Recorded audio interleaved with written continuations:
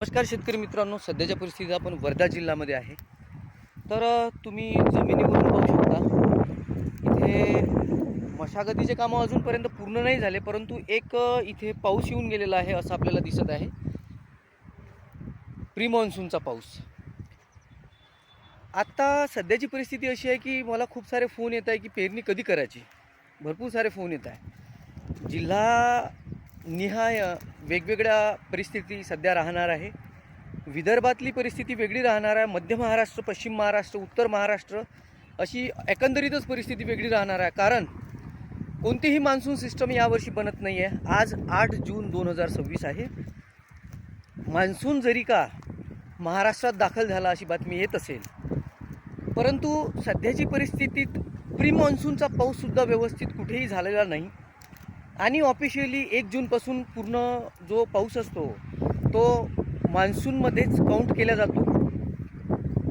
तर आता मला ज्यांचे फोन येत आहे किंवा मला जे लोक डायरेक्ट ऑफिसमध्ये येऊन वगैरे विचारत आहे की आपण पेरणी कधी केली गेली पाहिजे, तर मी त्यांना सांगत आहे जवळपास 16 मे पासून आपण ते सांगत आहोत की 18 ते 24 जून 2026 18 ते 24 जून 2026 पर्यंत ज्यांच्याकडे पाण्याची सोय आहे अशा लोकांनी पेरणी करण्यास काही हरकत नाही. जर तुमच्या इथे सगळ्या व्यवस्थित सोय झाल्या असेल, टेम्परेचर डाऊन असेल आणि तुमची मशागतीचे कामं झाले असेल तर.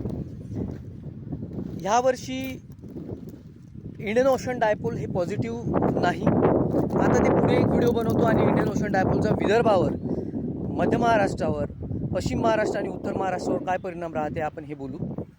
सध्याची परिस्थिती अशी आहे की जो पाऊस आता मान्सूनचा चालू होणार आहे काही दिवसात, ठीक आहे, आपण ज्या तारखा बोलत आहोत, तर तो मान्सूनचा पाऊस विदर्भामध्ये खूप चांगल्या प्रकारे राहणार आहे.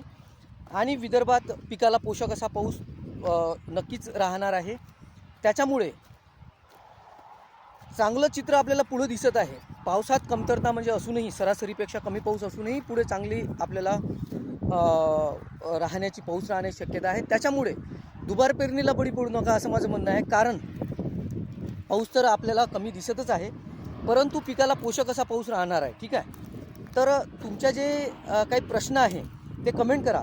आता आपण 4 भाग तरी सध्या करणार आहोत. एक विदर्भातील विशेष म्हणजे विदर्भात 2-3 भाग पडते, परंतु सध्या या 2-3 दिवसात मी एक विदर्भ भाग असा सांगतो. मध्य महाराष्ट्र, उत्तर महाराष्ट्र आणि पश्चिम महाराष्ट्र असं आपण बोलू. पश्चिम महाराष्ट्राबद्दल मी जास्त फोकस करत नसतो. पश्चिम महाराष्ट्रातील हवामानसुद्धा जास्त देत नाही, परंतु एक भाग म्हणून तो आपण पाहू की कसा पाऊस कुठे कुठे येणार आहे, ठीक आहे. हे आपण आता पुढील काही व्हिडिओमध्ये बोलू. धन्यवाद.